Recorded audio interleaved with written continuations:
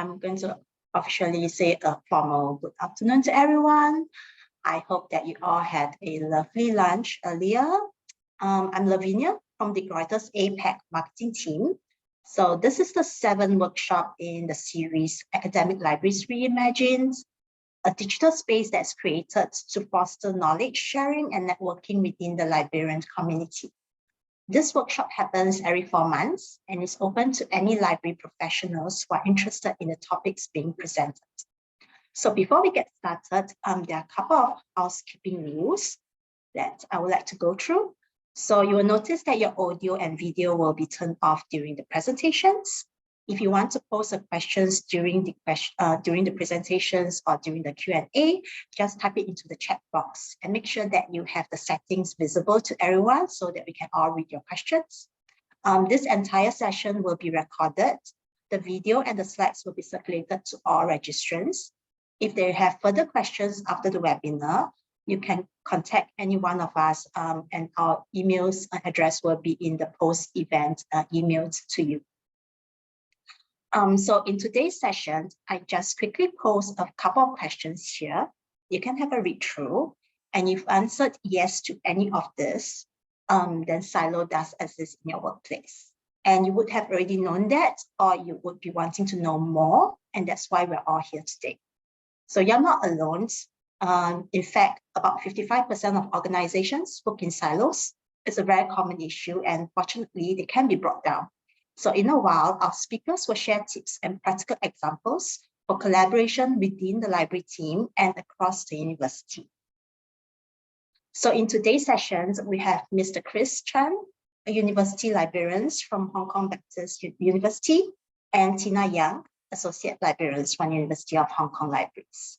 So with that, I shall now hand over to Chris to start the session.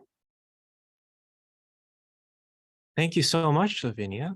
Let me just get my sharing started. I think it's all there. If it isn't, give us a shout.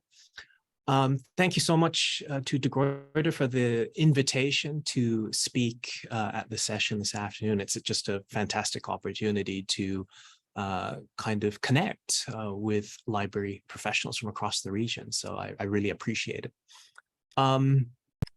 So when Lavinia sent me this this topic, I thought I would focus on a specific thing that I have tried to do at HKU Library, which is institute a sort of ask me anything approach to our communication. So this is a case study of how we've tried to break down the silos within our own library and enhance communication at HKU Library. So I want to start with just a brief description of my career, only because it's relevant to the topic. So earlier, this is decades ago now, I started off as a school librarian for a few years.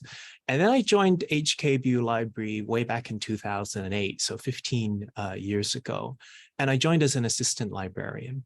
And I sort of worked my way up through the ranks as head of information services, deputy university librarian. And I was only appointed university librarian last year. So I have had, as I said, the privilege to work at HKU Library for 15 years, beginning as a junior professional. So I had that opportunity to become quite familiar with our organizational culture, including both our strengths and our weaknesses. And as Lavinia was saying, like so many libraries and so many organizations in various fields, we have a bit of silo syndrome, let's call it. As we know, university libraries have traditionally had staff specialize in particular tasks, which creates efficiency and expertise. But sometimes the left hand doesn't know what the right hand is doing, which creates challenges. Oh, just a little bit more context about HKU Library. We're a mid-sized liberal arts university with around 7,000 undergraduates and 4,000 postgraduates, so relatively small, certainly in the Hong Kong context. But we are a comprehensive university with programs across the sciences, social sciences, arts, etc. Now, coming back to the topic at hand of silos in our organizations, the importance of this has been long recognized in the literature. So this is just an example from the first one I found, really. I cannot claim to have done a literature review, but I very quickly found this article by Kowalski from Library Leadership and Management, and some choice quotes here. I completely agree with this. Silos have to be broken down if libraries are to operate successfully in today's information environment. I agree with that 100%. And I also agree with this sentiment that it's not necessarily a case of staff resistance, or it's not usually a case of staff resistance to wanting to work together. I think the vast majority of staff, of library professionals, want to do their best for themselves, for their library, for their institution. And so this, the major problem, as identified in this quote, is not staff resistance, but a lack of information sharing. So this very much resonates with me. So when I assumed the role of university librarian, I actually was acting university librarian for about a year before my appointment. One of the first questions I asked myself was how to facilitate this, the sharing of information across our library. It struck me as something that was, low-hanging fruit. Again, because I had that experience coming up as a junior professional for 10 years, coming up through the organization. So prior to 2022, prior to becoming university librarian, I want to share a bit about how information sharing within the library worked. And I'm at pains here to emphasize this is not a criticism of prior management. Again, as was shared previously, silos have been a problem at organizations for years and will continue to be a challenge. So again, prior to 2022, we had all staff meetings, but they were only held twice a year. These were in-person meetings, so it's very difficult, or not difficult, it's challenging to just set up the logistics of these meetings so they were only done twice a year. And the other main means of communication was emails. And even then, the all staff emails were relatively uncommon and generally used to provide generic service updates. And beyond the mechanics, how this communication was handled, the other thing that dawned upon me over the years is that the vast majority of our communication was top down, right? Certainly from the senior management to the other teams in the library. I think within teams, colleagues talk to their supervisors, but there's very little opportunity, especially for support staff, for paraprofessional staff, to ask questions or make suggestions directly to the senior management of the university library. So what I came up with, well, it's hardly an original idea, this concept of an AMA, which was popularized by the social news website Reddit, which is certainly where I first came across the concept. I think they started doing them, or they first became very popular around 2011, so over 10 years ago. So it's by far from an original concept, but it's a good, simple one, which is, as the title says, ask me anything, a prompt for others to ask questions on any topic. So there's no restrictions as to what you can ask. And I really wanted that sense of openness to come across to my colleagues at the library. So how did it work exactly at our AMAs? So let me go back. In Reddit, if you're familiar with Reddit, it's a social news site. It's basically forums, right? So ours was not a forum. We did solicit questions in advance. So there is an AMA event every month, and in advance of that event, colleagues are asked to submit not just questions, but even just suggestions, observations, comments. And one important part of how we've set it up, and I thought this was very important, it's anonymous. So I set up, it's very easy. It's just a Microsoft form. The settings have been configured so that you don't need to log in or anything. No identifying information is recorded. and it's just a text box. So they're absolutely free to put in anything anything that's on their mind. And then when they're all received, I will discuss it with the other senior librarians, because I didn't want to do this live, right? Because then, I get put on the spot. I might say something that's, other colleagues might not 100% agree with. So for the questions that do come in, I will come up with what I think, and then I will share both the verbatim questions with my colleagues, senior colleagues, and then we will discuss what our response should be ahead of the actual AMA session. And those AMA sessions are held online. This is one of, I guess, I always call it one of the silver linings, the few silver linings of the pandemic, which is now we're very adept at holding meetings online. And versus our traditional all-staff meetings, this allows us to hold the AMAs relatively frequently. So we do hold them once per month. And as I say here, attendance at these events is not mandatory. So you don't have to come, you don't have to organize your leave around these events or anything like that.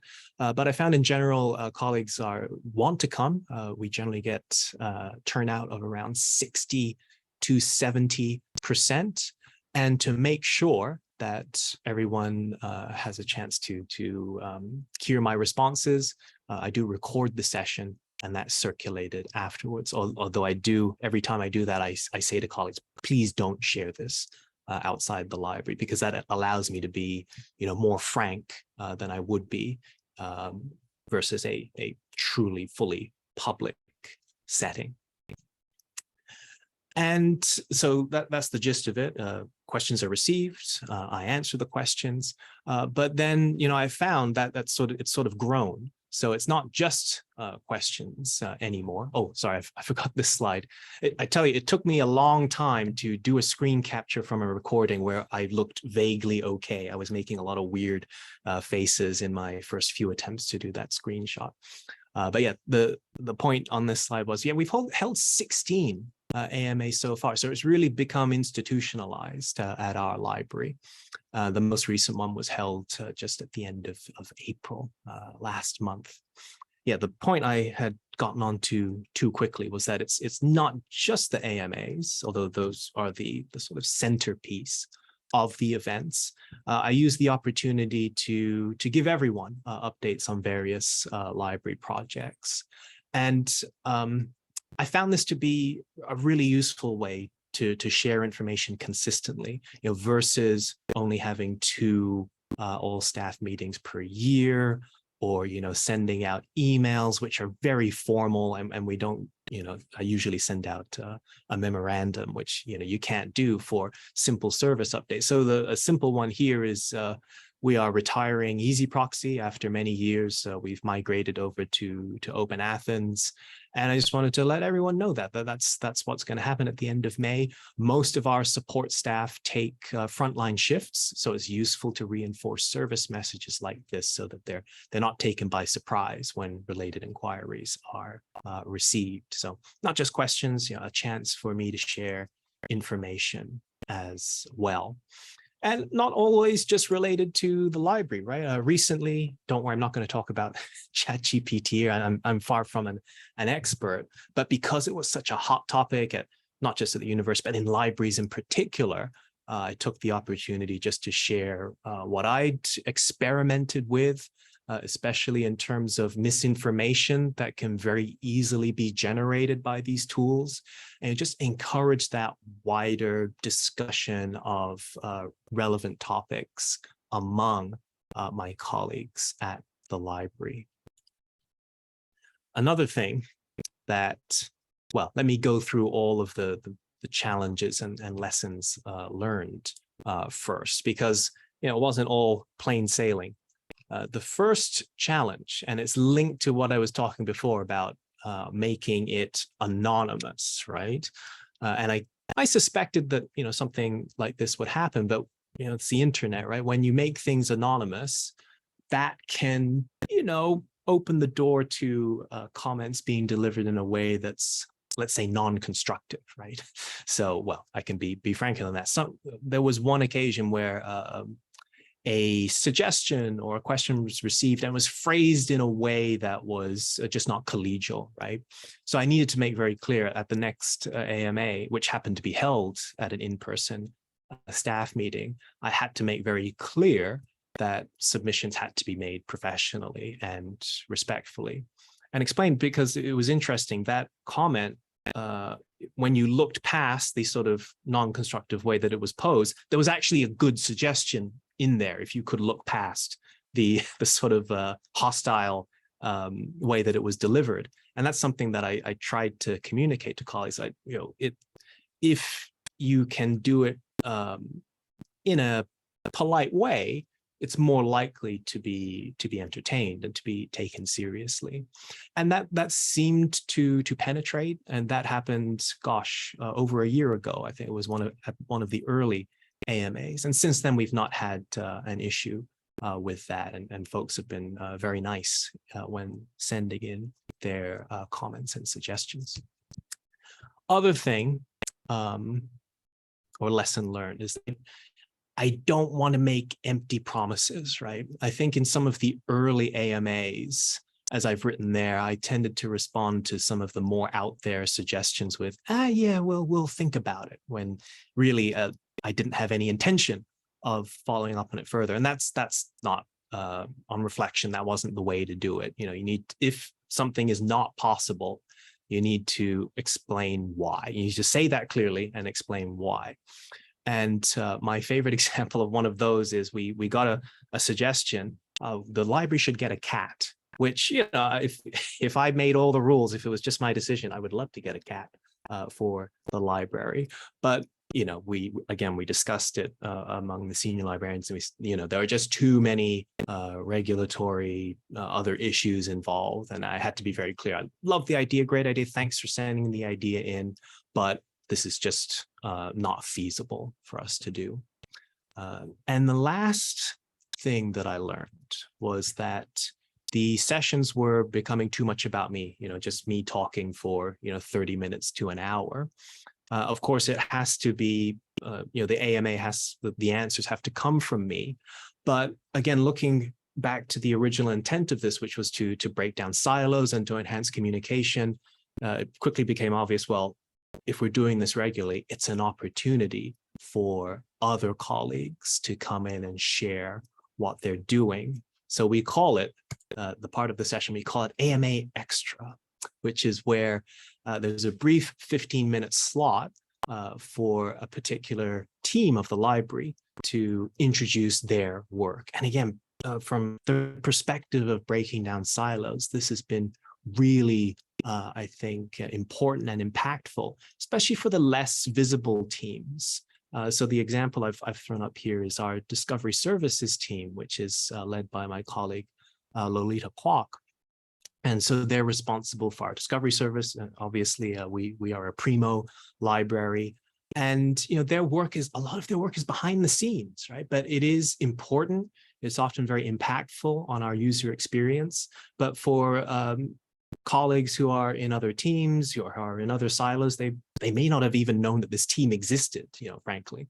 So to have this opportunity for each team to explain what they do, explain or introduce their current projects, we found that to be very useful. I guess the only challenge here is that we have so many teams we actually have a schedule now, and it's going to take us over a year to get through all of the various teams and task forces, etc., that we have at HKU Library. Now, I wanted to give an example, just to show that this is not just hot air. We actually made a pretty major change organizationally as a direct result of a suggestion received via an AMA. And it's a great example of, for us, I wasn't even thinking about this, but from a colleague, at the front line, this was important to them.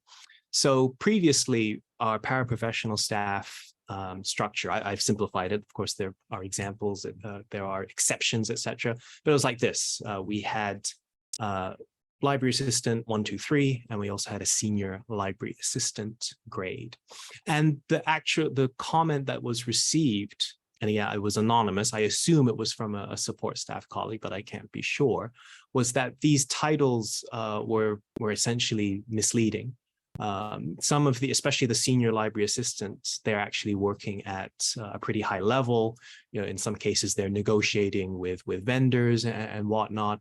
So, if you see in their email signature, if you receive something from a library assistant 2 or library assistant 3, well, or even a senior library assistant, they were getting either ignored or, they weren't being treated in the way that they should be. It was not conducive to their carrying out of their duties.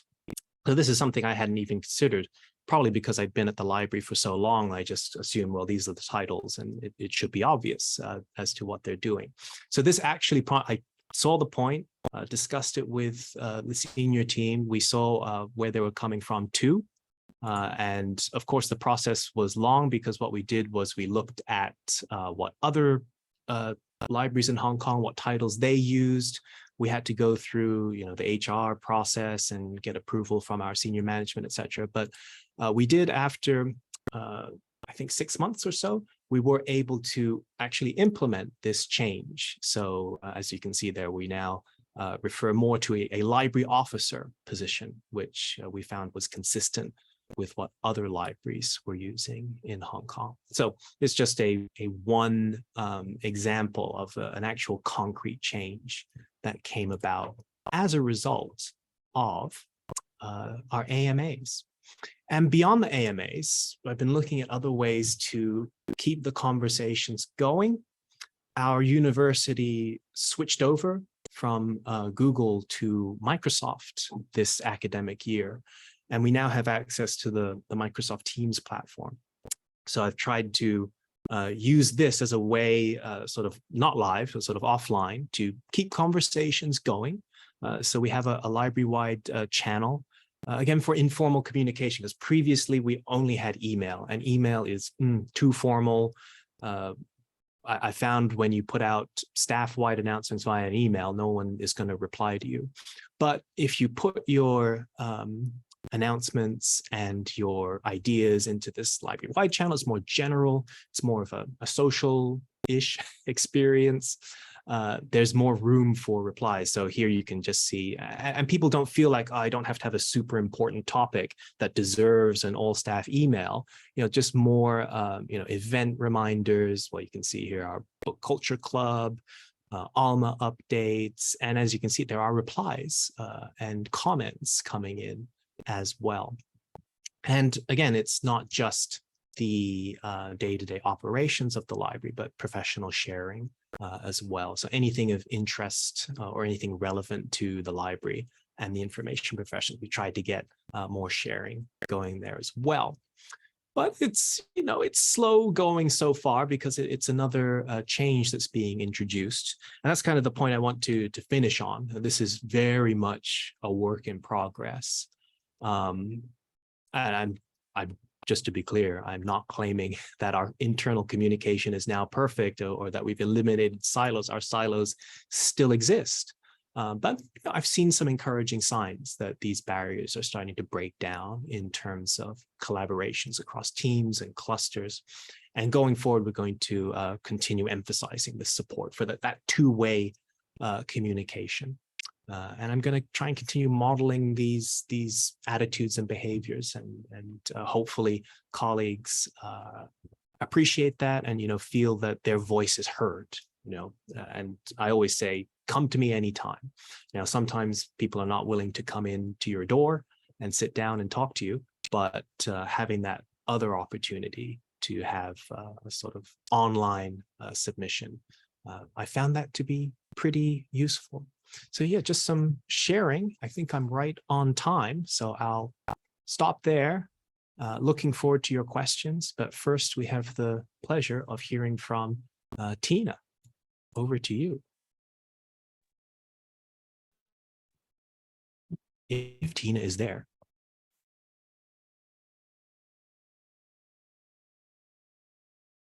Hello, everyone.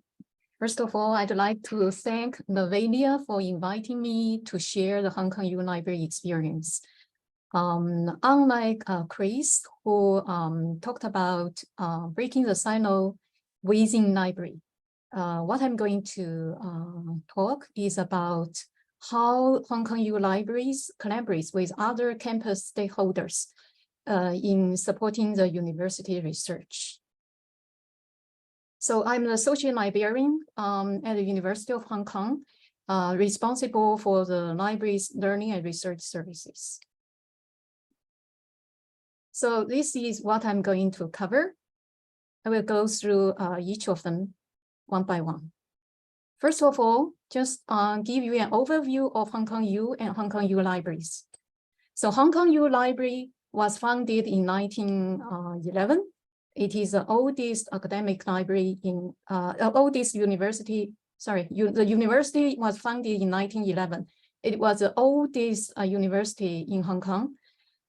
During 2020 and 2023, there are 10 faculties, over 36,000 students, and over 13,000 staff.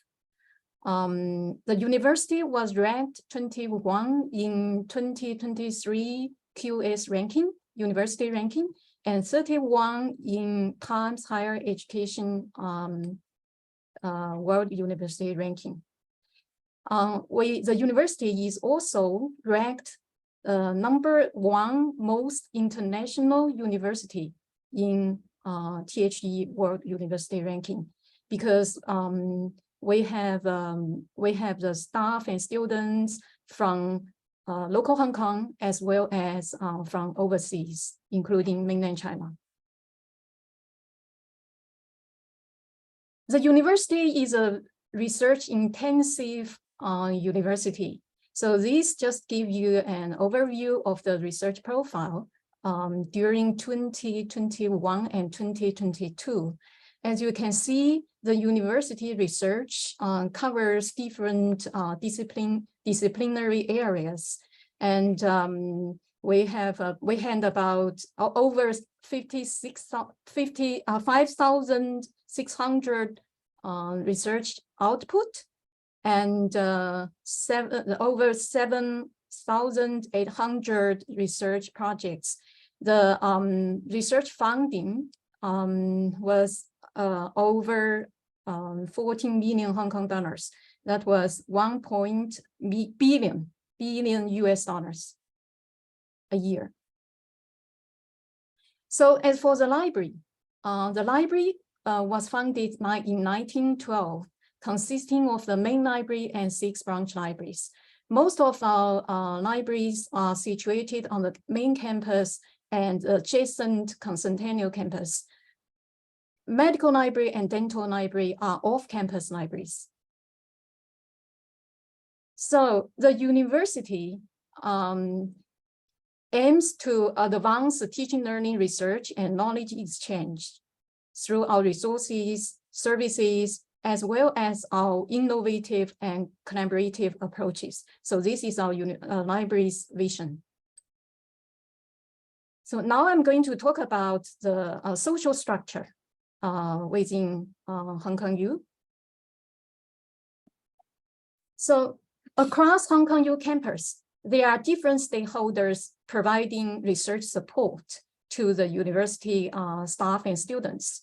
As you can see from the graphics on the right-hand side, besides libraries, there are research office, graduate school, knowledge exchange office, technology transfer office, MIU, that is the Management Information Unit. CPO is Communication and Public Affairs Office, and Faculty Department Research Services, and our IT department. So most of the units are working on their own quite independently, but of course there are some collaboration. There are always some collaborations, but still there are some silos. So if we want to collaborate, we need to break the silos. So for HKU Libraries, we have our unique strength as a key stakeholders in research support.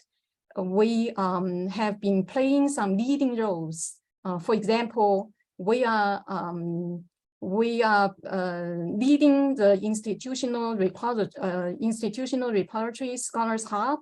This institutional repository was actually developed and being managed by the library.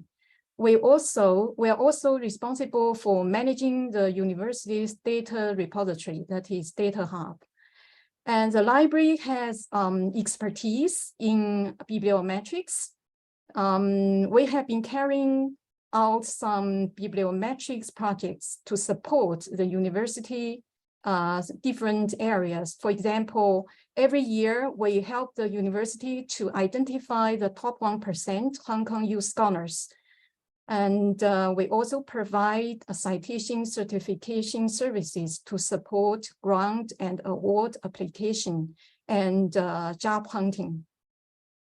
So when we are carrying out these projects, we actually are working with different campus units.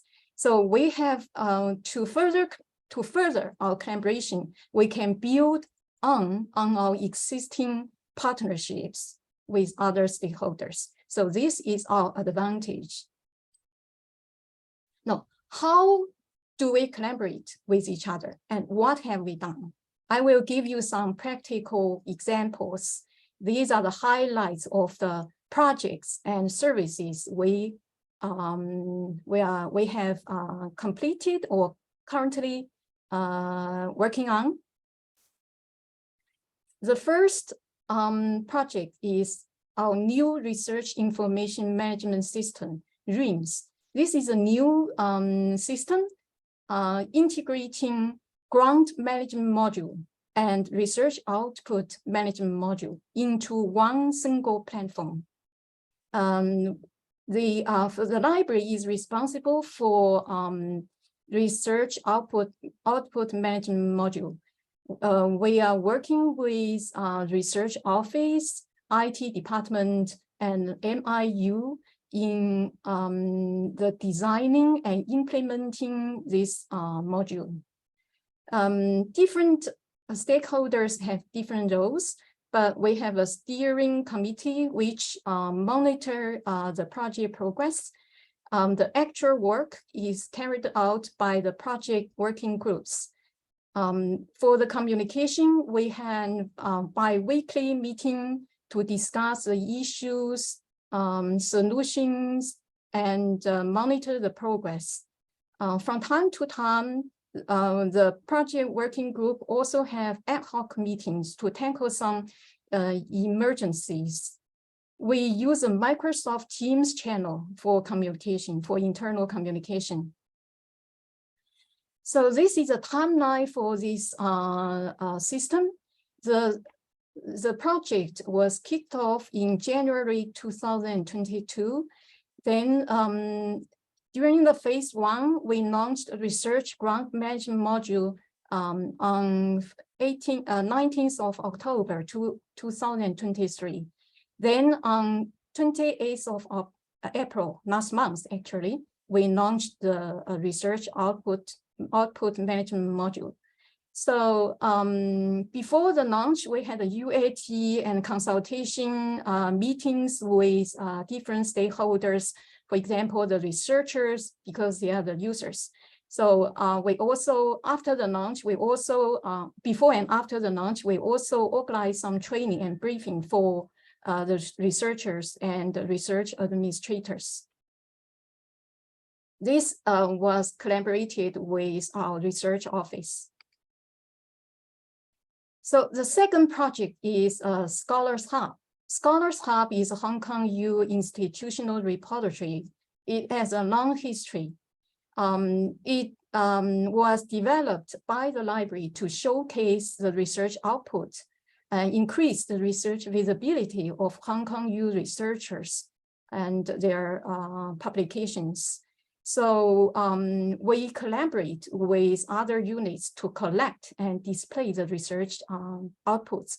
For example, we receive the data from different sources, such as a thesis from graduate school, patents from technology transfer office, and media content directory from CPAO, and Hong Kong U committee appointments from Hong Kong U registry, etc.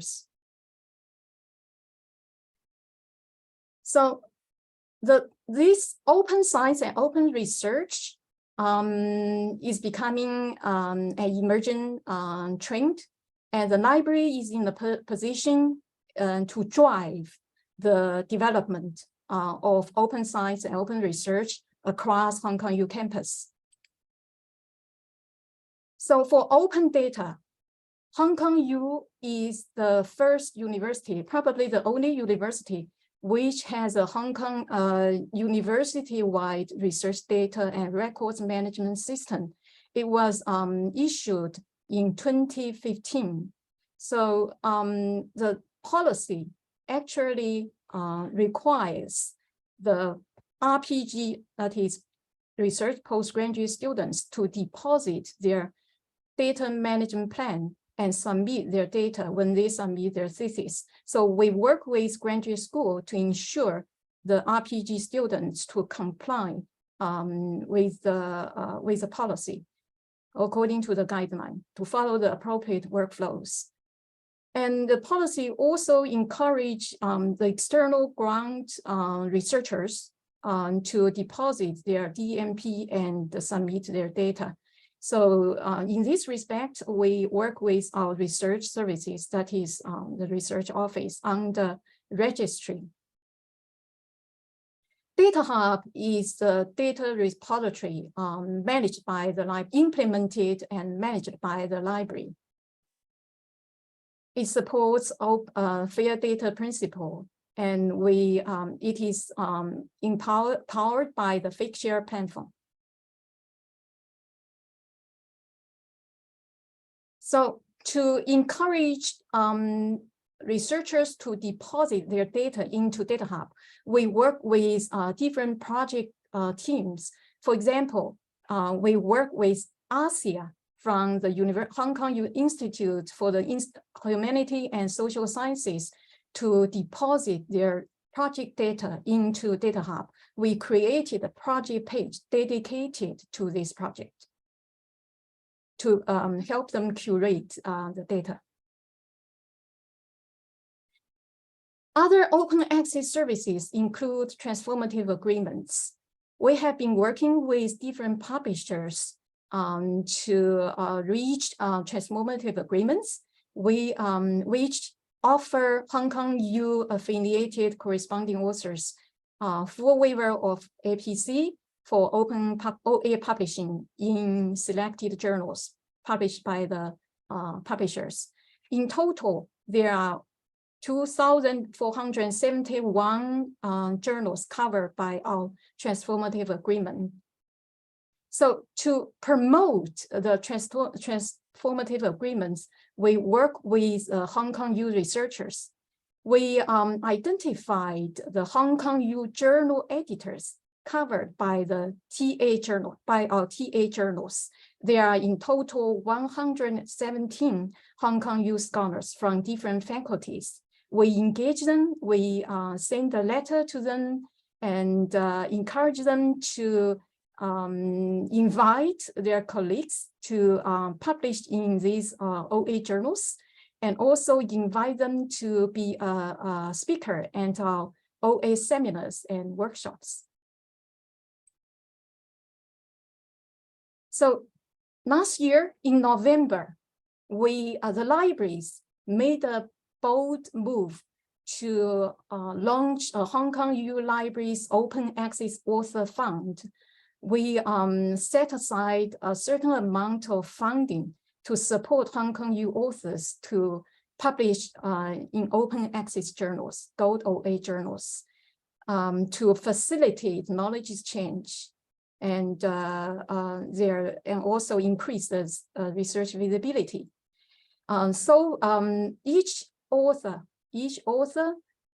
can apply for this OA author fund. If the application is successful, they can save up to $2,000 US on APC.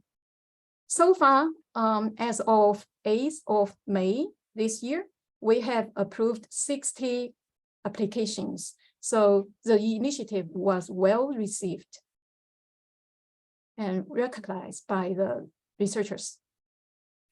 So these, you can see the application came from different faculties across the campus. So for the library, as a librarian, we have the expertise in bibliometrics. We are familiar with different research metrics. So with this advantage, we are well situated to support the university's research analytics. A survey conducted by OCLC Research Library Partnership on BRI service development showed that most of the library had been collaborating with other campus units on BRI. As you can see, with academic colleagues and departments, research office, communication, marketing, IT, and faculties, etc. So these are some examples of our bibliometrics and research impact services. For each example, we have different partners. So the first one is the Scholars Intelligence Hub. This was a system, internal system, to show the research performance of Hong Kong U researchers and the university, faculty, and the researcher level. This system was co-developed by the libraries, the IT department, and in consultation with the President's office. The data in this system actually provides some reference for the university senior management, faculty deans, department heads, and human resources office in their decision making. This is another example to showcase the library's involvement, the collaboration with our knowledge exchange office to develop some research performance reports. On the left-hand side, the graphics on the left-hand side shows the Hong Kong U's research contribution, the contribution to SDG research. We are strong in SDG 11, 14, number 4. And for your reference, Hong Kong U was also ranked on the 34th overall sustainability rank in the Times Higher Education University ranking in 2023. And the graphics on the right-hand side shows our report on the world top 2 Hong Kong U scientists.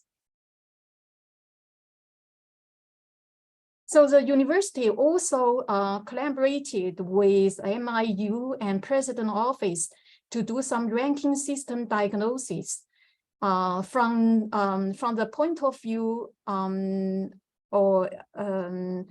the perspective of citation and H index.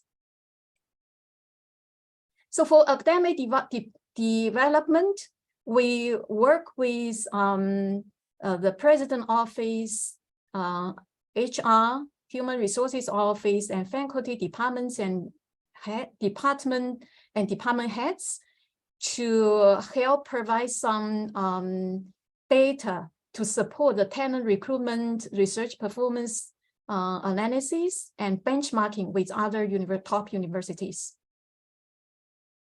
So what are the benefits of partnership? For libraries, working together with other stakeholders can help us to build a collaborative image and establish the library's branding, and also build trust with different stakeholders, and show the library's value and impact on the university's different strategic areas. And also, it is an opportunity for library staff to develop new skill sets. And the university level, this helps to break the silo between different stakeholders, to increase the close partnership, and also to tackle the resource constraints by sharing resources and sharing our concerted efforts to drive the projects through coordinated strategies, and with the collaboration with when we collaborate with others, we found that the project can be, it would be much easier for a project to be implemented, and the project could gain higher visibility and better recognition by the researchers. So some key points and takeaways for all of you. First of all, you need to understand the environment of your university.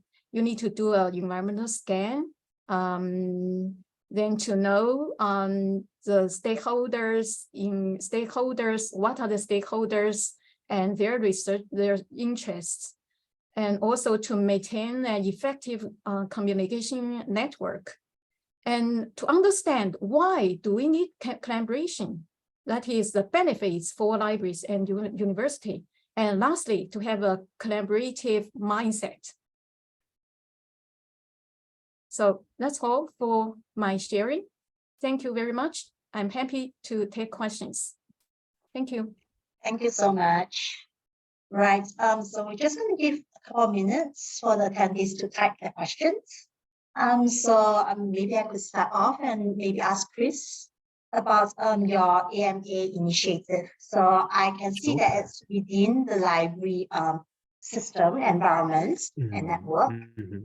Has it so far been, an idea to extend beyond the library, for other departments, units, to ask librarians on things that they want to know or curious about, what goes behind the scene, as you mentioned? No, I hadn't thought of that. That's great. Can I take your idea and run with it? No, it's been sort of it's been an exclusively internal library initiative thus far. We do have an annual event called Library Faculty Connect Day, where we do something not positioned as an AMA, but we invite questions and we provide updates on the library. But no, thank you for the idea. I have mentioned the AMA concept to certain friends among the faculty, and they think it's a good idea.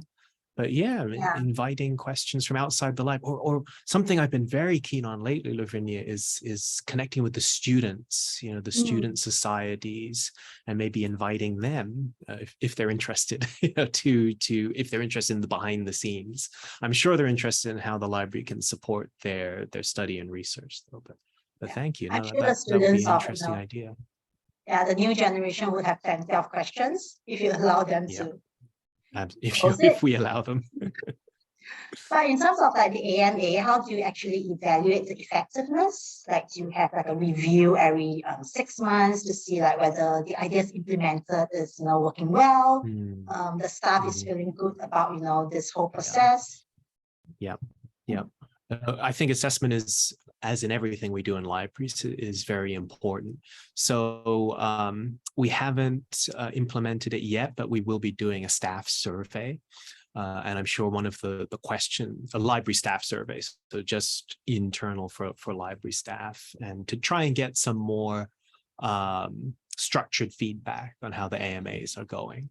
as well as other things too, of course. But the informal feedback has generally been positive, but of course that's probably a self-selecting sample that choose to come and tell me, yeah, it's going really well. The ones who think it's not going well, they're probably not going to send that feedback to me. But yeah, so a staff survey is something we're planning to do soon. Okay, all right, thanks for that. And over to Tina. So do you feel that because some of the projects, well, you mentioned a lot of projects, there's a lot going on over at Hong Kong U. So do you see a difference between, since pandemic, do you see a difference in terms of the level of information sharing between the units, because you involve so many stakeholders in a single project, so how do you actually manage, make sure that the communication still remains open, because everybody's like, since pandemic, working from home, so busy with their daily life, and having prepped for online courses and stuff as well. So yeah, how does your team actually recognize and manage that and make changes if possible? Well, since the pandemic, the onset of pandemic in 2020, we have been working. Most of us have been working from home. So we are accustomed to online environment. So we communicate through Zoom at the very beginning. Then last year, we within the library and our IT department, because our IT department, that is IT technology services and universities, under the same umbrella. The leader is the CIO, university CIO, and university librarian.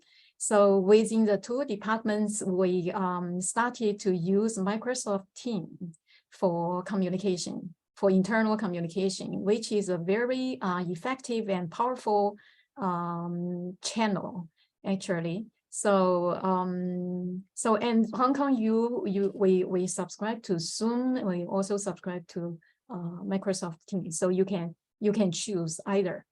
And we stay connected with our staff anywhere, actually, and home, overseas, across the campus through either Zoom or Teams.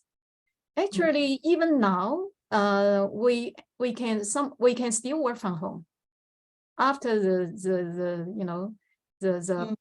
pandemic. Online is a norm, so we can still choose to work from home. Yeah. Right, we do have a question from the floor. It's to Tina. Can you talk a bit about the achievements and plans of library support for teaching, especially using OER? Okay, so well, so my topic today focuses on research support. Actually, when we were preparing for the talk, we also prepared something for teaching support, learning and teaching support. But given the time constraints, I just skip that part. University. Oh, okay. Sorry. Right. So that might be that might be a topic for the next workshop in this series. Yeah, maybe next workshop. Yeah, but as I mentioned at the beginning, feel free to connect to any of us. The contacts will be provided in the webinar email after this event. All right, so to Chris, a question is that, can you talk a bit about how your library communicates with other units, like faculties, departments, and student organizations? Sure. I think our principal communication structure is, like many libraries have, we have a liaison librarian program, which has been long established at HKU, I think over 40 years now. So each academic department will nominate a member of their faculty to be their library coordinator, and each faculty and school will be assigned a specific liaison librarian. So that's kind of set out as like those are the specific communication channel for every department. Will have one. That has to be maintained though. So we refreshed that system 3 or 4 years ago, like to really make sure that communication is happening. Library Faculty Connect Day, which I already mentioned, that's another part of our regular formalized collaboration. As for students, I think that's an area we need to develop. I mean, to be honest, before becoming the university librarian, I wasn't aware of all the many student societies that we have at the university. So that's something I've tried to be proactive about. We do have student senators who are members of the sort of formal, the library committee, so the formal governing structure of the university. But, well, I guess it's being recorded. But yeah, I'll be honest here, over the years, it was quite rare for the student senators to attend the library committee meeting, partly because it clashed with examinations. But since I became the university librarian, I actually specifically reached out to those students and invited them to have, one-to-one meetings with me, outside of the formal meeting, to try and see what their views were and to communicate better with the students. So, but communication is, I think it's just the prerequisite for any sort of success in our project. So we're going to continue along those lines. Okay, thank you.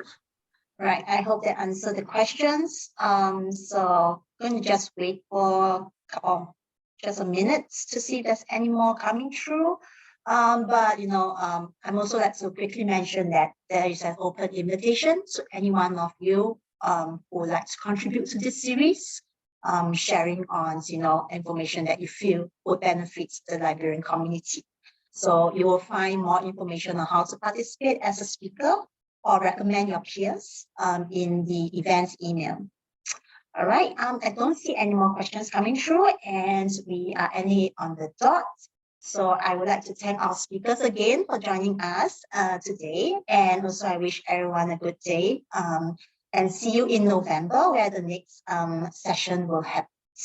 All right, so thank you very much. And I'll see you soon. Thank you. Thank you. Bye-bye. Bye-bye. Bye-bye.